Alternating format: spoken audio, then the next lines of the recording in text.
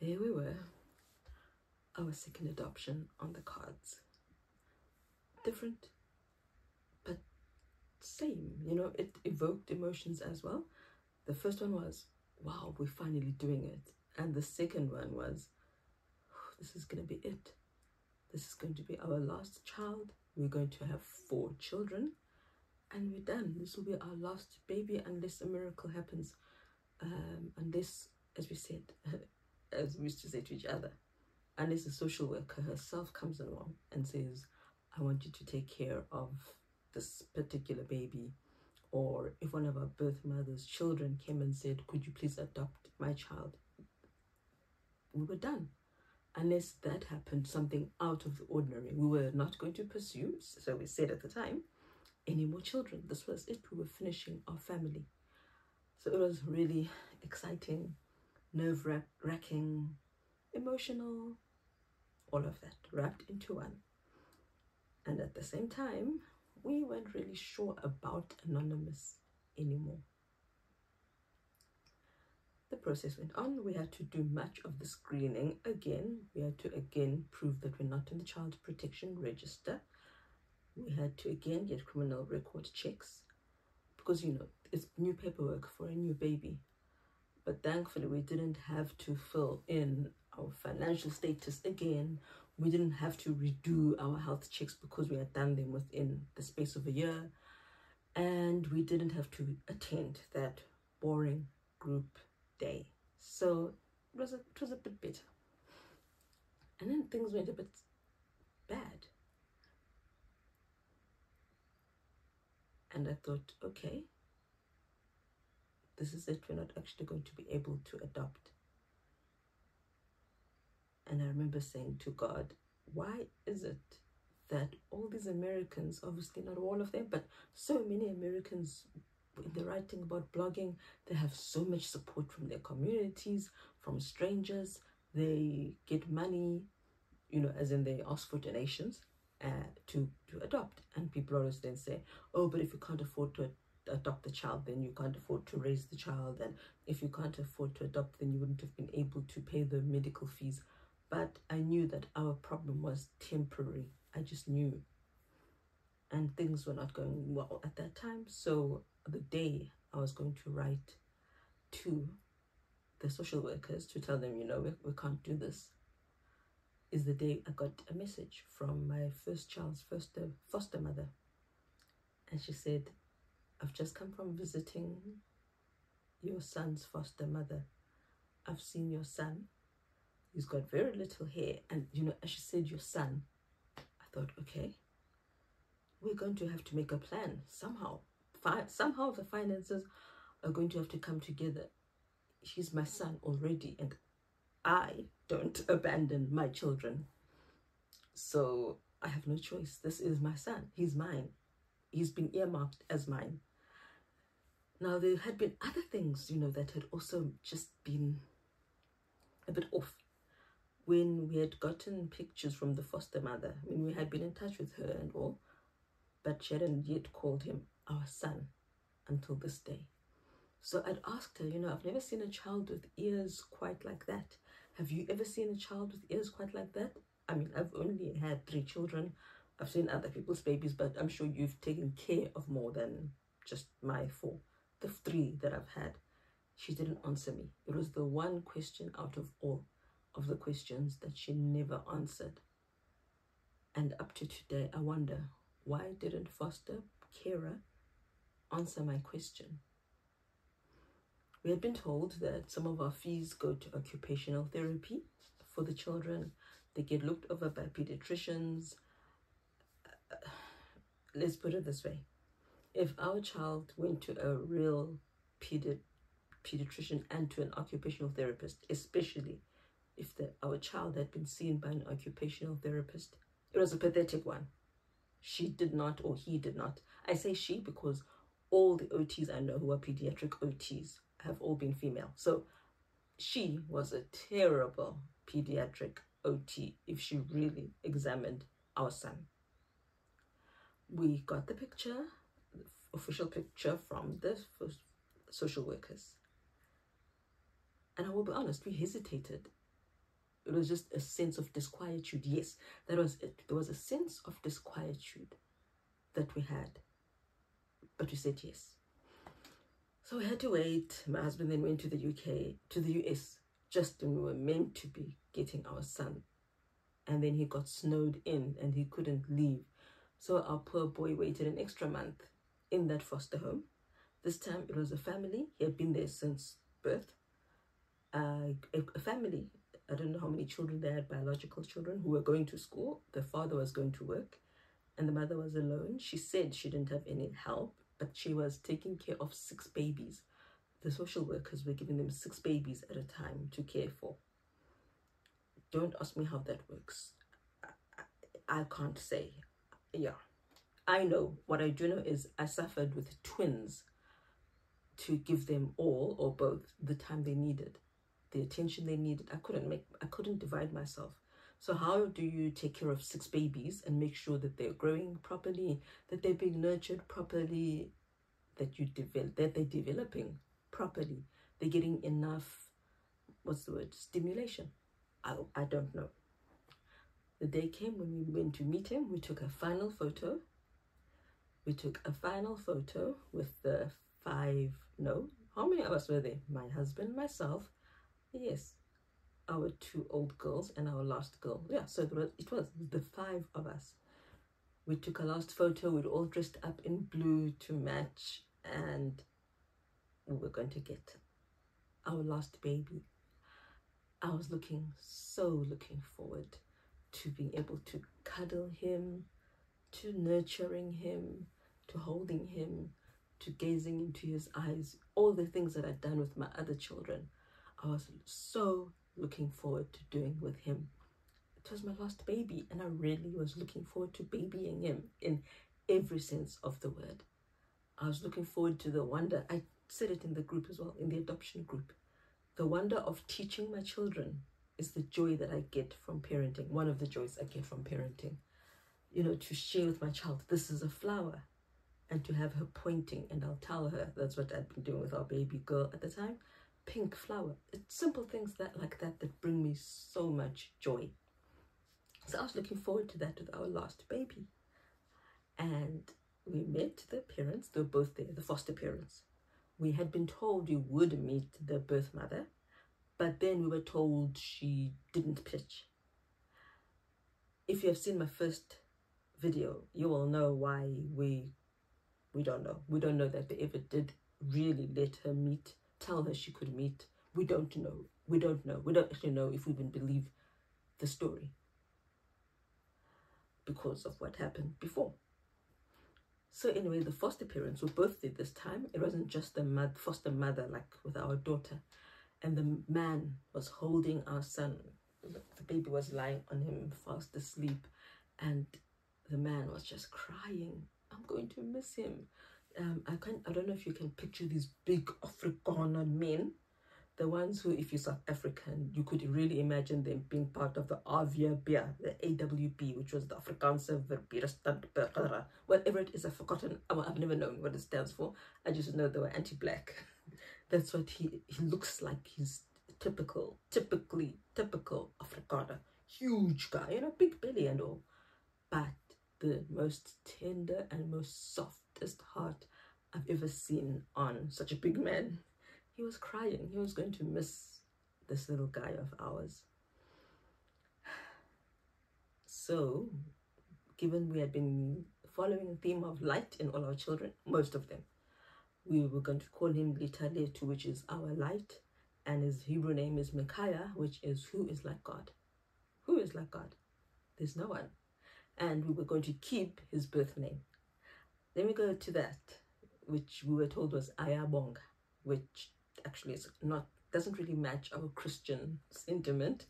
But yes, I've been doing a lot of reading of adoptees, because the only one who knows really what it's like to be adopted is the adoptee, not the adoptive parent, not the birth parent, not the social workers.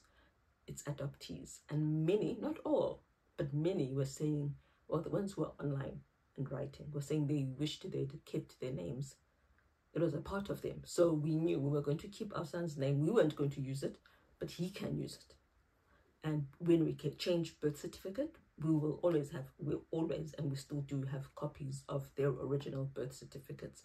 But according to the law, you have to apply for your child's birth certificate in your name as the parent, so that you are family legally. So we added his name to the list. So he has 4 names and then our surname. Oh man, guys, it's not nice, hey? We got our son, and on his birth certificate it said his name, mother's name, father was blank, like it was blank for our first child, though the father was there. I'm not sure why they left it blank, but yes, for our first child there was an endorsement at the bottom of the birth certificate. There's no endorsement for all of us who have been born to our biological parents and were raised by them, but for my daughter it was a social worker's name and their ID number. That was the endorsement. So I guess because they did the processing of the birth certificate. For our son, at the bottom it said endorsement hyphen, no, it wasn't hyphen, colon, endorsement colon abandoned. I hated that. I was looking forward to going and changing that. No Ngomo child from our family has ever been abandoned, and will ever be abandoned by us. So yes, we got him. We were happy. The very next day, I said to my husband, this boy does not feel like he's 4.5 months old. He feels in my arms like a newborn. There's something. And then as time went on, we'd notice he'd go to sleep. He never cried. We'd put him in the cot, put him in the room. He never cried. He didn't wake up until one day we heard him shuffling. We were thinking, wow, he's really sleeping through the night. But then we heard some shuffling. We go in and his eyes are wide open. And that kept happening. Our son was not sleeping through, but he was not crying either. You can come up with your own suppositions as to why that was. And as time went on, month 5 and 5 months old, 5.5 months old, we started seeing more things. So this will actually become part of adoption too, and how we knew for him that there was something different. When we would try and cuddle him, remember I said I wanted my last baby to cuddle? He didn't want to be cuddled. We would try to cuddle him and comfort him when he's crying. Even at those few months old, he would lean back and like he'd really be wanting to fall out of our arms when we're trying to comfort him.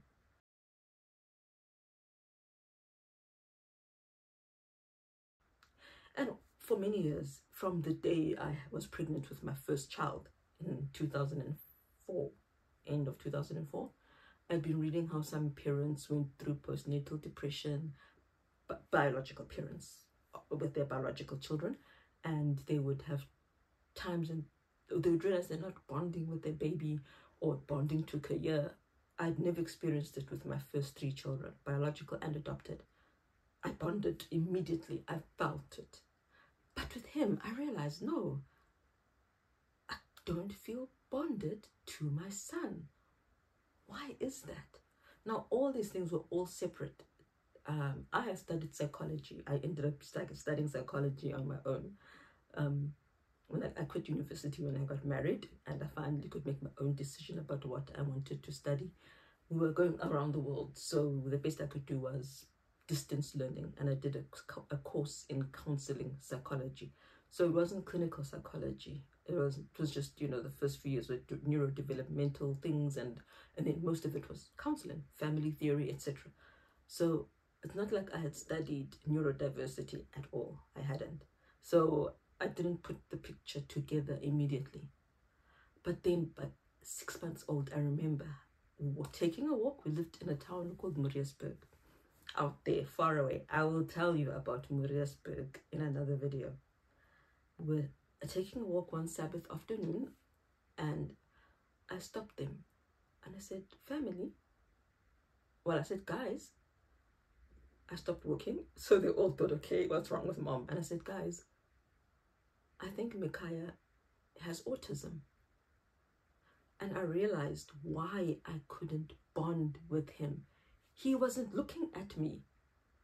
How do you bond with someone who's not looking you in the eye? You can't. They're not with you. They're elsewhere. And that is why I hadn't been feeling the bond, because what my love was not being reciprocated in the way that I expected. He didn't want us to cuddle him. He didn't want us to even touch him. He didn't want us to touch his fingers, not even one finger. He wasn't interested at all. And then he started crying if my older two children wanted to carry him and help me with him. He cried. They were now age 10 and 9. He didn't want them to hold him. It got so bad that if I was holding him and I walked past them, or carrying him rather, and walked past them, if he even saw them looking at him, he would start screaming and crying. It wasn't the norm. Also, he wasn't terrified of sound. Any sound, he would react. If he's in another room and I cough in a totally different room with the door closed, he would start crying. We moved to another place. If I dropped a book upstairs and he's downstairs, this time, but by this point at least, he was okay now with his siblings. It was probably 2 months where he didn't want his siblings.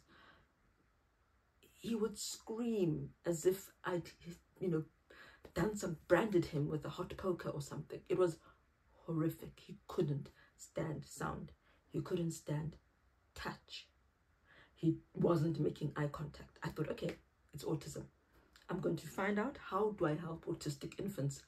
But I was hearing in South Africa, especially, you will only be diagnosed with autism or as autistic if you're 3 years old. But 6 months old, I knew he was autistic already. When he was 8 months old, I thought, okay, he's not developing at the normal pace either. Yes, our adopted daughter had also been a bit slow. Hey, she was slow. She only walked at 18 months. She crawled at around 9.5 months old. So she was a bit slow, but she babbled at the normal time, usual time, normal time, around, in the normal time frame. But he, as I said, when I said he was like a newborn, I realized he was floppy. He couldn't hold himself up. So even at 6 months old, 7 months old, he couldn't sit up. He couldn't sit at all. He was not crawling at all. He was scared of strangers, very scared of strangers. So I took him to a pediatrician that my friend had suggested, a friend of hers. Again, I don't know if I'd mentioned it in my medical gaslighting video, but this is what I've seen. Doctors stick together. It is terrible. So I took my son to the pediatrician. I drove 100 kilometers with my son, one way, to go to this pediatrician. She had organized it. I wasn't going to pay. As I said, things were not that great financially.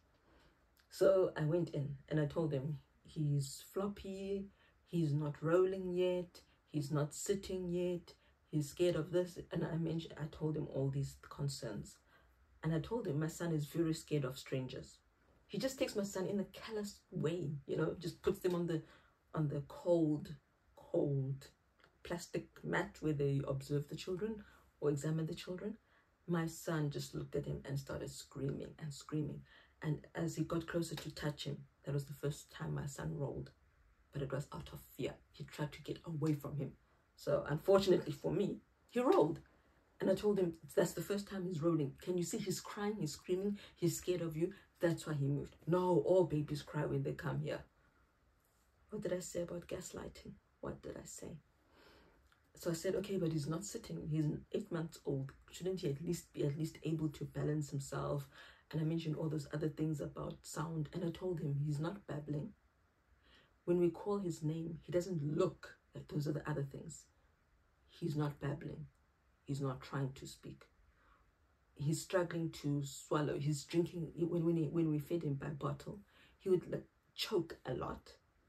And even when we fed him by bottle, I'd be feeding my son, holding the bottle. He would not look at me.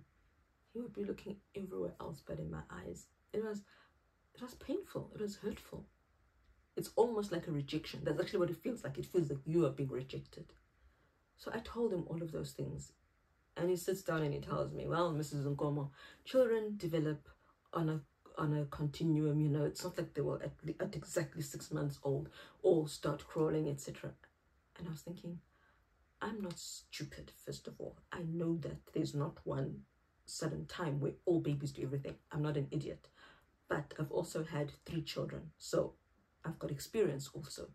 I know there's something not right with my son. I know it. He wouldn't listen to me. It's like, see, he rolled. I told him, yeah, but look how floppy he was, even when he rolled. And he lifted up my son. Like, there was just something distasteful in the way he acted. It was like he was doing something distasteful. He rolled, picked up my son, and my son just, his head just, you know, lagged. He didn't hold his neck up. So I said, yeah, he's got a bit of mild, whatever, head lag, but it's normal. As he continues to develop, it will be fine. And I said, now I'm desperate. You know when you're trying to tell someone there's something wrong and he's dismissing you? He was dismissing me to my face. That was actually the first time out of all this, because with my own stuff, I'd not seen the MRI images either, and I wouldn't have been able to read them. So it's not like I went to the doctor and said, look, my SIA joints are inflamed, and then he tells me, no, they're not. This time, I mean, I believed the MRI that there's nothing that the MRI could see. So it was different. This time I knew there was something I was seeing with my own eyes, and he was not listening to me. And then he tells me, well, if you're so worried about him babbling, go take him for an ear test. So I said, okay. And he just was dismissing me to leave. So I said to him, okay, do you at least have a recommendation for an audiologist that I can take him to? So he mentioned some audiologist practice, and I left. I drove all the way back to Maritzburg, another 100 kilometers, crying. I was weeping because I knew my son was not okay. He needed help. And this man did not listen to me. I told my friend, your guy he dismissed me. Now my friend believed me. She had never seen my boy because she lived in Cape Town and I lived out there. But she believed me. Thank God she believed me. She even bought me books she paid for a book on helping infants with autism from 6 months old, research about how to facilitate eye contact. It helped. I believe it really helped. So I said, fine, forget you. I know. A month later, my son was 9 months old. I took him to a different doctor, a developmental pediatrician. Again, another 101 kilometers. And she examined him so kindly. And she said, no, you're right. We've got to do something. That's what she said. We've got to do something. There's something not right with your baby. We need, if in a month's time, or no, she said, please watch him in 6 weeks' time. Bring him back in 6 weeks' time and I'll examine him again. We're going to need occupational therapy. We're going to need physiotherapy. We're going to need speech therapy. We need to intervene. And I thought, thank you. Thank you. I'm not insane. I've never been insane, I was going to say, but I'm not a hypochondriac. I'm not an exaggerator. In fact, I actually know that I underplay a lot of what I go through and what my children go through.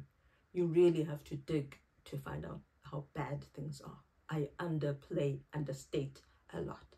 So to know that she's right, I was right. This is why I couldn't bond with my angel. It's not me. That's what I felt. I felt like I'm a bad mother, that suddenly I'm putting distance between us because he's adopted. It wasn't that. It was him. I went to a therapist when he was 11 months old, thereabouts. We sat down. He was sitting in front of me. We were all on the floor. She was some kind of new age type woman. And we're talking about him. I'm saying his name. He's not reacting, nothing. And she says to me, how does it feel to know your son doesn't love you? And I thought, how does it feel to know my son doesn't love me? He does. I knew he loved me. I knew it. But because he's not looking in my eyes, he's not looking when I call him, to her, he doesn't love me. So I left and I never went back. I knew she was pathologizing an issue with my child and making him seem cold, or, you know, something like there's something like really wrong with him, like a psychopath type, something wrong with you, sociopath. or narcissistic personality disorder like that. No, I knew my child loved me. He just wasn't going to show it the way I expected. So we then found an occupational therapist. She was lovely, and she said, you know, one day your son will look at you. One day your son will give you a hug. So we started with sensory processing, his SPD. That's what she could definitely diagnose. Definitely. He definitely had SPD. When we're sitting there, a car down the road, we would make him startle. Touching beans, the typical things that you're meant to do with children for, you know, to enlarge their world, feeling different textures. He did not want to. It was horrifying to him. SPD is like causing pain to the person's brain. It is like you're causing pain. So I cut off all his labels on his clothes, the tags. It was like for them being scratched. If something was scratching, you know. He couldn't handle just rice or beans. He put his hand in and he screamed and he cried. And he took his hand out and tried to rub the rice off his hand. My child was in so much, he was experiencing so much suffering. Oh my word, people, this was the worst adoption ever, because my heart, there was no day that my heart didn't break for my poor son. I took him to a physiotherapist, but at this stage he was still scared of strangers, so he just spent his time crying. And she said to me, yes, I can't do anything with your son, but I actually think he's got cerebral palsy. I mean, I've read up on the mild forms. I'm not sure, but I mean, the OT also did say later on that he definitely has low muscle tone, and that is why he was floppy. She was saying he's using a lot of energy just to sit up and hold himself up. He is struggling. Your son is struggling to hold himself up. So was it any wonder that the first 2 months when he tried to feed himself, he would have the spoon and his hand would go like this. It still makes me want to cry. He'd have his spoon and it would shake like this just to come to his mouth. So if you can't even hold a spoon, how do you crawl? My son would try and crawl. Every floor we had was tiled or hard laminate flooring. And every time he tried to crawl for about probably 4 or 5 months, his hands would he didn't have coordination. Now later on we've got more, we had more assessment this year. He's 8 years old now, and she thinks the psychologist who examined him and his sister, she suspects dyspraxia, which makes perfect sense. His movement was always wrong. So he'd either stumble over his hand, like trip over his own hands, and then go down, smash with his face onto tile floor. The number of times I picked up my child and he bled on me, and I couldn't protect him. I couldn't stop him trying to move. I couldn't make the floor all soft. There was nothing I could do. I would try and put him in our bedroom, but even then, you still fall. It still hurts. He couldn't sit. I bought a breastfeeding cushion so that he could, at least if he fell backwards when he tries to sit, he wouldn't get hurt. That was the one thing I could do. When he's static, we have the cushion and he will at least fall onto it. But I couldn't protect him when he started crawling. He started walking at 21 months old, on his toes, also shaking. I don't know if you can see that, if it's clear in the video, but that's how his feet were. It was like an old man in pain, spastic. You know, at that, if I'd been able to take him back to physio, yeah, if they'd seen him then, they really still would have said he's got CP. I'm not sure now. Now, he doesn't match what I've read, but, you know, there are mild forms of it. But there's nothing really I can do besides what I'm doing. The beauty part of all of this is that everything I was trying on my own for him, for his SPD, his sensory processing disorder, to try and make life easier for him, to get his brain used to sound so it doesn't hurt him anymore, to get him used to texture so it doesn't hurt. Everything I was doing is what the OT, the occupational therapist, would suggest or say, you should do this. And I tell her, oh, I'm already doing that. Excuse me. And she sent me a beautiful WhatsApp message once. And she said, hi, Tandy. I really believe God put Mickey, because we call him Mickey, that's his nickname, Micaiah. God put Mickey in your family for a reason. You are the best mother for him. And she meant because I'm doing so much for him, because I recognized so quickly. She said in her practice, there are very few mothers who have recognized something and put a label to it that fast. And I agree. And I will do this, and I will say this for us Black people especially in Africa. I'm not sure about other countries. I'm sure maybe even Indians. I see many comments where Indians say it's like us. We tended to hide disabled people, whether neurodiverse, physically disabled, mentally disabled. We would hide them in back rooms. They were not part of society at all. It was like we were ashamed of them. They're disgusting. We would hide them. I'm not ashamed of my son, but more importantly, we need to recognize when there is something and get them help. As the pediatrician said, the developmental pediatrician, we need to intervene. The sooner, the better. The sooner, the better. We don't see autism. There are baby children I will see now in the shops, and I think this boy is talking in an autistic voice. There's this almost robotic tone that some autistic children have, and he's talking like that, and he's perseverating, but he's going on about one topic, and the mother then just whacks the child on the bum, and I'm thinking, it's not his fault. His brain is in this loop, and he wants his batteries. He wanted batteries, and I thought that's another thing where my autistic children want unusual things. They don't want the fire truck. Well, my son does now, but he's always been into cars. But every sign will scream to me, autism, autism. But the parents, you can tell, they don't see it. They just see misbehavior. ADHD is another big one where people just see naughtiness, rebellion, smack you, instead of, could this be something else? Could this be something that needs gentleness?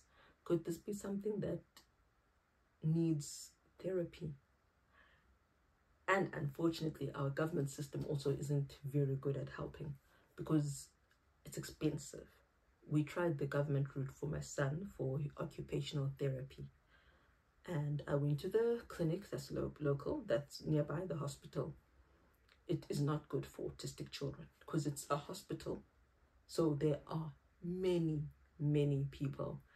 It's bustling. It's also a clinic, so you go for your contraception. So that's also bustling. People are going to fetch their medication, their chronic medication. There's a TB section, so there's coughing over there. It was noise. Lots and lots of humanity. Queues were long, sitting, standing. The noise.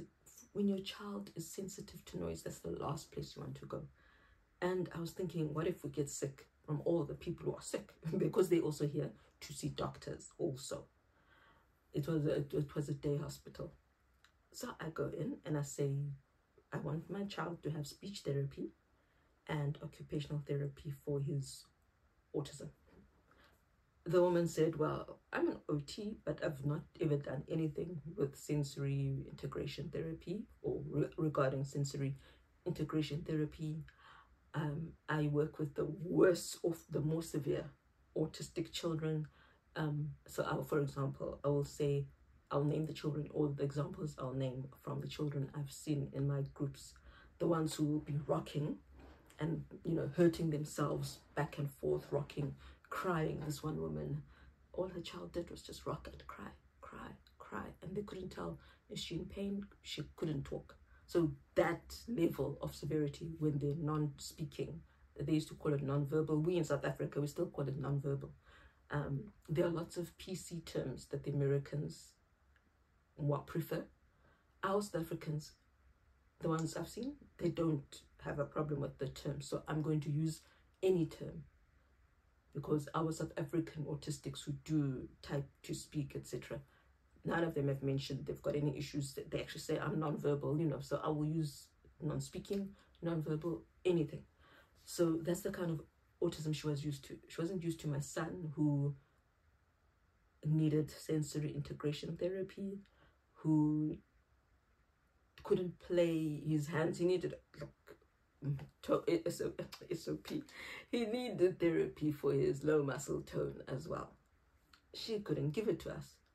As for speech therapist, the government had frozen posts, so they hadn't hired one, and the appointments would have been once a month or something like that. So government failed us, so we had to dig deep and pay for it with cash. God is a God who always pitches up at the last minute. He gives us enough money to take care of our children. And there we are. So here we are. I took my son to a neurologist, a pediatric neurologist, when he was 18 months old. And she agreed with me that, yeah, the signs I'm seeing are autism, but you can't diagnose him until he's older. So we continued with OT, and then I eventually stopped, because what I was doing is what she was doing, and I'm not going to pay you to do what I'm doing. And it turns out she actually hadn't done sensory integration therapy training. So no wonder we were on the same level. I don't have training either. So I quit that. We did some OT for his muscle tone. We still are. At 4 years old, when I was pregnant with our twins, so much for our fourth child is our last one. When I was pregnant with my twins, when my son was 4 years old, he had started speaking. He did have auditory issues, by the way. He also has auditory processing disorder. His brain processes sound slower than it comes in. So when you translate that into speech, he's hearing later. So I will say, come here. He'll say, pardon, but he's not saying pardon as in I didn't hear you. He's saying, okay, wait, what did you just say? Let me repeat what you just said. It took a long time for my family to understand that I'm the one who did and does a lot of research on these things, on all these things. So I understood that I need to speak slower, use shorter sentences, and that is why the Bible stories are the way they are. I leave out a lot of information, and as I said, we play the stories twice, because my children also have ADHD, he included. So he had ADHD, autism, global developmental delay, surprise. My son has global developmental delay. And when I told my friend, look, I've seen developmental pediatrician, I've seen a pediatric neurologist, I've seen an OT, I've even seen a physiotherapist. They all see the same thing. There was something wrong with my son, and your friend just dismissed me. You know what she told me? Well, I'm not going to tell him, because then he'll feel stupid. And I thought, okay, doctors stick together. Forget the fact that he let down a parent and a child who needed intervention. You want to keep his ego intact instead of helping him next time to open his eyes to other children who will come with similar problems or even different problems, and he will not think deeply. You want him to keep ignoring parents. You want him basically to remain a bad pediatrician for the sake of his ego. I lost respect for her that day. It changed everything. That even as a friend, she couldn't stand up for me as a friend and say, hey, you know what? You're actually quite wrong. Hey, yes, children develop on a continuum. There's no specific date, but that boy actually was delayed. The mother was right, and he did have this and this and this. Yeah. And that would be the first time she would stick up for a doctor. So it's something, yeah, just one of those things, hey. But when he was 4 years old, as I said, he had started speaking. Finally, after age 3, he had started now talking. He was looking us in the eye. He used to love playing on his own, far away, on his own. He was happy. But when he came to us, he would speak to us. And when I was pregnant with my twins, our twins, my son gave me a hug. The first hug he'd ever initiated. The first hug I'd initiated in ages. I mean, the only time I could get him to sleep on me, rest on me, was when he was sick. Otherwise, our way of showing love was different. And I didn't mind that. That psychologist, woman, therapist was wrong. My son did love me. Autistic people are not unfeeling. They're not cold. They don't lack affection. Believe me, my son is a huge mommy and daddy's boy. He just showed it differently, or he was going to show it in a typical way later. And he does. He loves it. He loves us all. He loves other people. And though it was an adoption that had so many lows emotionally, and I just thought, okay, I'm actually the wrong person for this child. I can't deal with him. I can't deal with homeschooling. I can't deal with his needs. And I can't deal with my back pain, which had not yet been diagnosed. I can't do this. There were months where I went into a depression. I couldn't do it. I really didn't think I could be or would be the right mother for him. I thought, should I undo the adoption? Help him find a better family where there's only him, where they will be able to focus all their time, all their money on him only. Of course, that didn't happen. I kept my baby. As for the abandoned, the endorsement on the birth certificate, the day we finally were able to go and register and apply at the Department of Home Affairs and get a birth certificate in the names we'd given him and his birth name and our surname. They printed the birth certificate. I went to go collect it and I looked and it said, Mikaya Litaletu Ayabonga, my surname, Nkomo. And then it said father, it listed my father, my husband. Mother, it listed me. But at the bottom, it still said endorsement, abandoned. And I told the lady, no, you need to change this. I mean, they had the printing machines there. I told her, you need to change this. He's Nkomo, and that was our surname, Nkomo. He is Nkomo, and no Mikaya Nkomo has ever been abandoned. He was abandoned as Ayabonga Nkomo, as Ayabonga surname. I won't tell you the surname, I know it. But he's Nkomo, and I haven't abandoned him. His father hasn't abandoned him. Take this off. So she started arguing, no, but it's official. It came from Pretoria like this. This is how they wanted us to print it. And I said, no, my son is not abandoned. Please change it. I've never, ever actually argued with an official, ever. I mean, I didn't even argue with the doctor. I tried to stand up for myself. But this time, this is my son. He's my son. Get that, all of you haters. Mikaya is my son. Mikaya is my husband's son. He's not a charity case. He's not taken in like a puppy. He's our son. And I'm so grateful because other parents whose children did have this endorsement, they failed. But that woman listened to me. She went to talk to her superiors and they changed it. They printed a new birth certificate. And it says endorsement, none. And that is the story of my baby's adoption, our second adoption, our final adoption, for now. We always said we would adopt a 7th child if our son, our firstborn, moved out the house, got his own job. We wanted to adopt an older child. For me, I told my husband I was touched by a 16-year-old girl because I had been documenting the struggles, the trials, the heartaches of having adopted a special needs child and how difficult it was emotionally.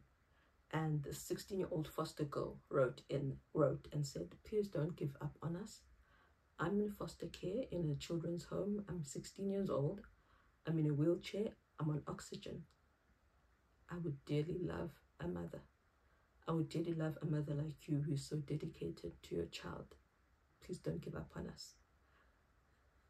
So I'd always tell my husband, though I know it is hard, I've read enough to know it's not all sunshine and roses. Adopting a child who knows that they don't just have a past 4 months, like years of having a past, a different way of life. It is hard. But we had agreed when I was pregnant, before we knew what was coming ahead, that we will adopt a 7th child, an older child who knows. We did not like in a savior type way, but a child who has been waiting to find a mom and dad. A child who keeps seeing other children in the children's home leaving after having found moms or dads, or mom or dad. I want to be an answer to a child's prayer, not just a birth mother's prayer. And we both had wanted that. But, you know, life isn't made up only of desires. There are many people, or there's one person I know who would love to adopt, but she's unemployed. And adoption is a good thing, but you can't do it when you're unemployed, can you? So this is one of those things that will never happen, I guess. And that will be a story for another time. And to all those people who don't love my children, too bad. God loves them just the way they are. He loves them. He loves you just the mean, horrible way you are. He loves us all. And these children, all our children, will never stop being our children. We love them all just the way they are.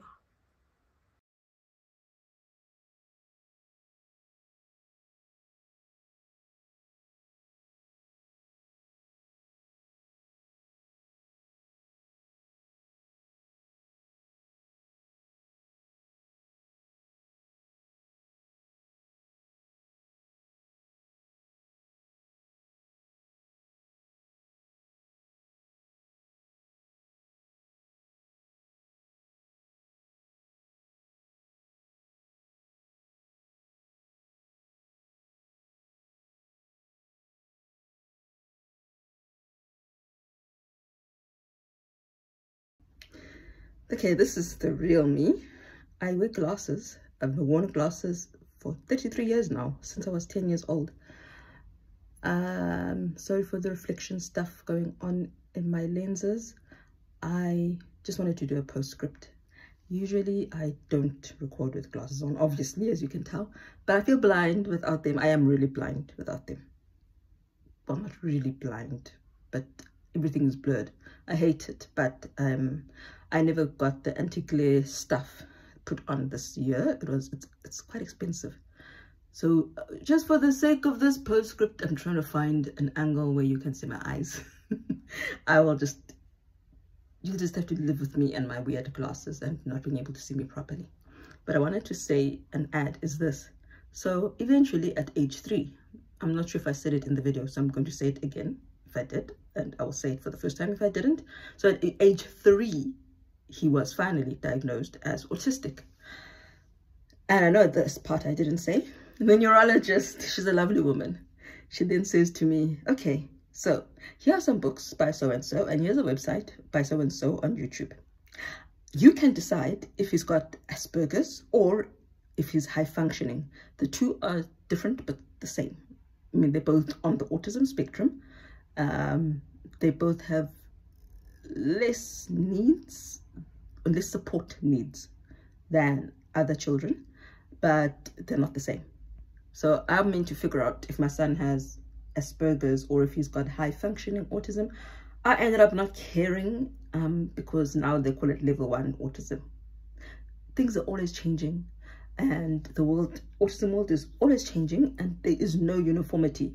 Some autistics call themselves Asperger's, you know, referring to Asperger's. Some hate the labels. They don't like any labels, but I will use them. I'm sorry if it offends you. Please don't read. Oh, sorry, I'm a blogger. Please don't keep watching if you hate labels, because I will use all sorts of labels.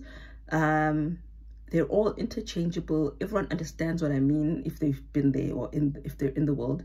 And most importantly, my children don't care what I call them, what I refer to their see, I was going to say disorder. Some, because it's autism spectrum disorder, but some autistics don't like the fact that it's called a disorder. So you see, whatever you say, someone will be upset. And for other autistics, they say, I am disordered because I've got problems that other people don't have. It is a disorder. My thinking is, yeah, so I'll just go round and round in circles. They call it ableist. I'm African. I don't know what ableist is or ableism. All I know is I love my children with all my heart. I want to see them succeed as much as they can. I want to make them happy, which means I will do whatever I can to make my children comfortable. Thank you, all the people who ever dealt with me, Kaya, Ngomo, all of you except one. All but one have been wonderful. The admins, the doctors, the specialists, except, well, okay, all but two. That first pediatrician, I don't actually even count him as part of the team. So yes, all but one have been wonderful. And even the one who I'm talking about, it's just that she was actually fine with my son, but she wanted us to put him in the school system and all for other reasons. But I'm a homeschool mom. As far as I will homeschool. And then where I see I'm not able, and then I'll take him to a special school designed for children like him. There are very few in South Africa. Very few. The ones that I have are actually linked to British things like ASDAN, ASDAN. It's an acronym for something. And that's where I will take my son when he's able to do certain things. We're working on reading right now. He doesn't need to go to school where he'll be assaulted by sounds, smells, you know. Yeah. So yeah, honestly, the journey that I had with for my son was made better, especially now that I compare it to where I am, was made much better by the professionals, the physiotherapist, the occupational therapists, the pediatric neurologist, the developmental pediatrician, the GPs who I've seen, and the current pediatrician who we see now for his medication. I promise this is one last thing. One last thing. This is now the next day after I started that video series. It happened to be 2, so I guess it's a series. And I just remembered when I was giving my son his medication that I didn't end or finish off my thing about his ears. So the neurologist and later again his pediatrician both wondered if he doesn't have either fetal alcohol syndrome. He had some facial features also, or a genetic disorder. Pediatrician, he tends to think or wonder if it's not a genetic disorder because he saw other abnormalities elsewhere in his body. And I was thinking, finally, you know, I wasn't being trivial or frivolous. It's not like I was going to, if that foster mother had answered me, which I bet she would have said, no, I've never seen ears like this. Well, I hope she would have, or should have said, yes, we saw it in one other child. He ended up having whatever syndrome. It's not like I would have then said, well, I don't want him now that I know that his ears are not typical, because I already said I've never seen a child with ears like that. It's not like I'm blind to all the children in the church, in the street, in the shops.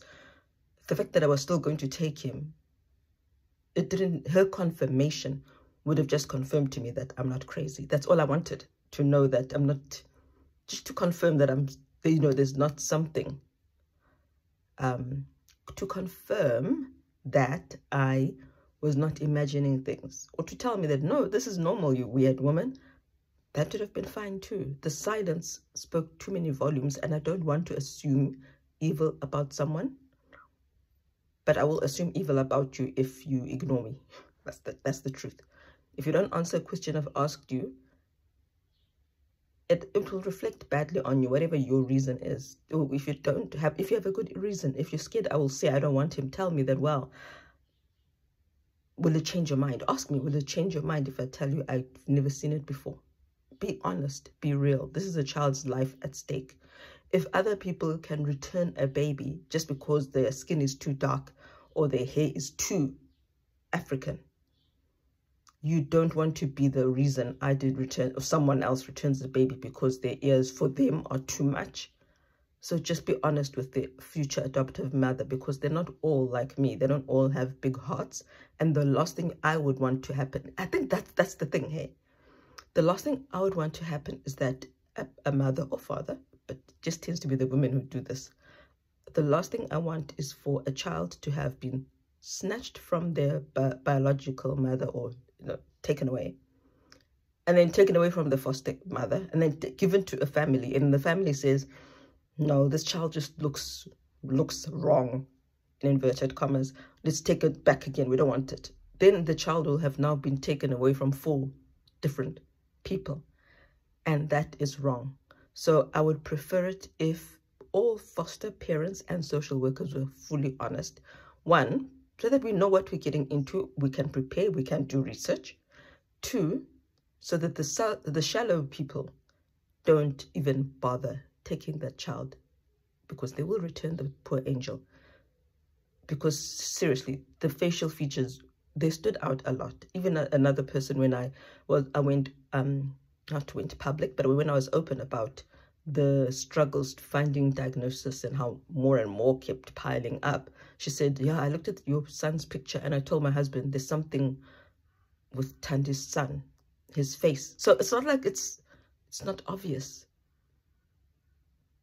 Thirdly, by not answering someone, it's disrespectful, and it's rude. It's rude. Just answer the adoptive parent to the best of your ability and leave the consequences to God. Don't try and play God. Now I'm really done. I really am done with this video. Goodbye. I need to start my children's morning. Take care.